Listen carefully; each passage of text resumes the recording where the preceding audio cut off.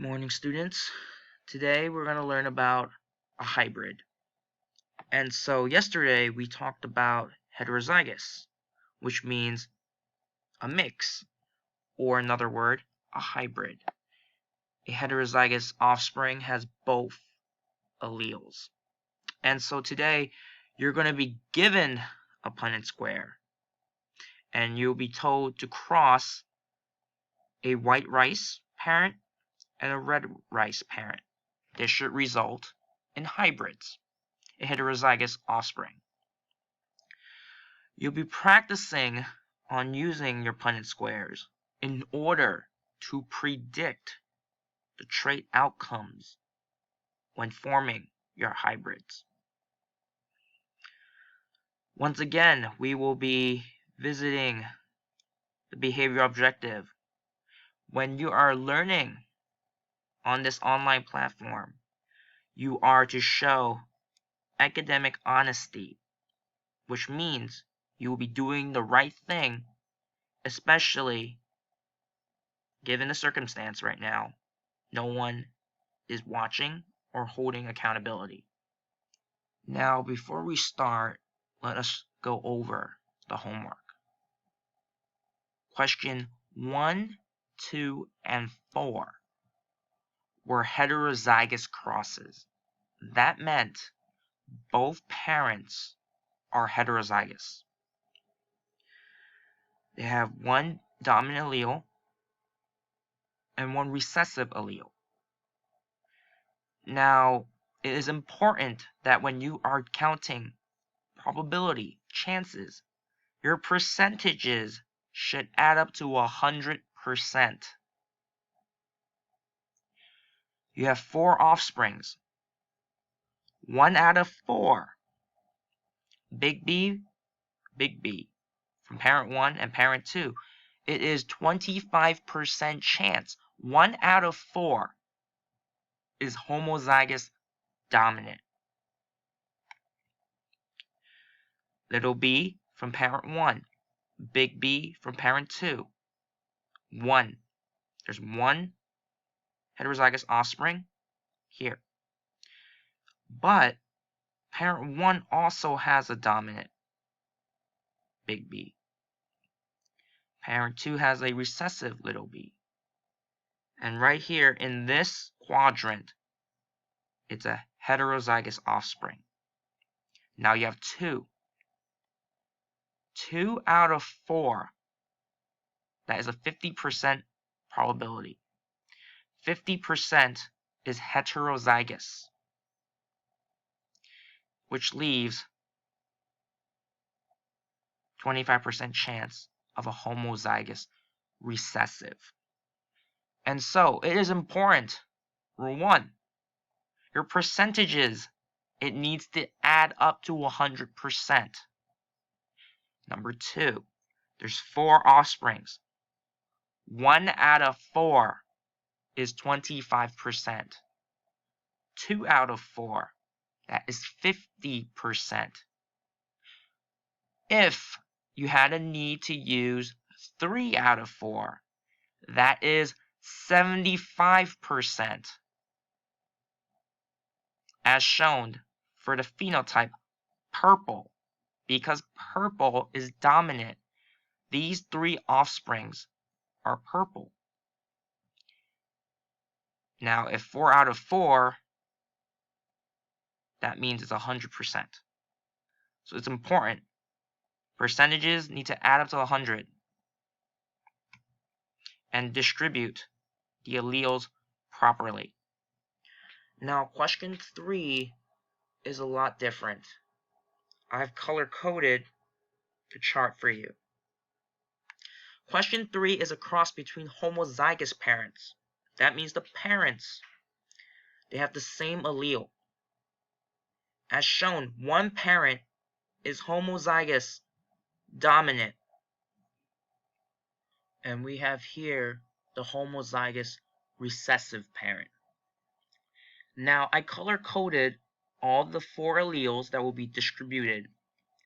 Notice, purple will always stay in the same column. Neon green will stay on the same row. And so, when you do a Punnett square, the top alleles will only go down the column it is at. The furthest left alleles will stay in the row that it is in. And so, when we interpret this homozygous cross, all 4 offsprings, they are all the same. And they have 1 dominant allele and 1 recessive allele. It is 100% heterozygous. All 4 offsprings, 4 out of 4, are heterozygous. And the dominant allele is short hair. And as we know, all dominant alleles will be expressed even if you have 1 of them. So there's only 1 dominant allele, it gets expressed. So it's 100% chance the genotype is big S and little s. The phenotype is 100% short hair. And so let's return to the big question. How does genetic traits get passed down from generation to generation? And so in order to create a new variety of a plant, 2 types of plants needs to be combined. And so you're making a hybrid. A hybrid is a mix of 2. Farmers, they know about this inheritance of traits. And so they cross-pollinate the 2 varieties. So they take the 2 types. Right here, there's red rice and white rice. And they will cross-pollinate them. They will transfer pollen from the red to the white. Or they'll do it vice versa. They'll transfer the pollen from the white rice to the red rice. Now this cross between the red and the white will result in offsprings. These offsprings are hybrids. And now depending on which color is expressed, the farmer and the scientist can figure out which trait is the recessive, which one is hiding, and which one is dominant, which one is showing. And now that they know which is dominant, which is recessive, they'll be able to use this knowledge to plant even more rice in order to grow their desired offspring, the offspring with the desirable traits that they're looking for. And so let's quick review on the vocabulary. We all know a Punnett square. It helps us figure out the possible combinations during a cross.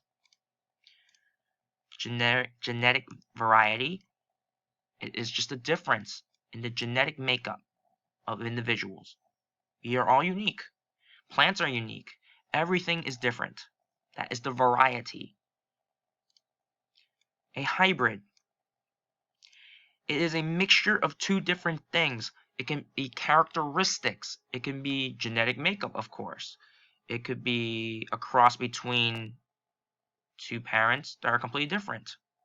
That's a hybrid. It's a mixture of 2. Cross-pollinate. When we learned about how flowering plants reproduce, it transfers pollen. When you cross-pollinate, 2 different plants are fertilized through the transfer of the pollen from the pollinator or through human hands. You can hand pollinate. It is still cross-pollination. A criteria. A criteria is a rule that must happen in order for the experiment to succeed. A constraint, it is a limitation or a restriction that is placed on the possible success of your experiment. For example, growing rice, a constraint is I might not have enough water. I might not have enough sunlight. That is a constraint. A criteria for success. Definitely need water. Definitely need lots of sunshine. Protection from pests. Criteria is something that you need. Constraint is something that will limit you or slow you down. Now, an important source of variety, as pointed out by Ms. Butler, is that seeds are bred in one of three possible ways. In an open pollinated environment, that means it's out in the fields, out in the wild, or in your own crop field. It's out in the open, and it's open to pollination from any flower. Or it could be more specific. It could be a cross between hybrids, or a cross between different varieties. This will yield even more variety. Now, it can be even done in a lab and through GMOs, genetically modified, where direct DNA manipulation can take place. Scientists can cut out desirable DNA traits, fragments, and insert it into the seed or into the grain itself, changing the DNA. And then they will plant it, and then the new offspring, the offspring that comes from the seed, will have the modifications that the scientists have added. Now, for today's assignment, you are to click the link right here. Click the link, and you will watch the video, take notes, and then answer the questions on the Google Doc as will be provided in the assignment. After you're finished with the classwork, remember there is a Google form. There'll be another attachment in this assignment. That is your homework. It is so that Ms. Butler and I and Mr. McKay can track the learning that's taking place. Good luck.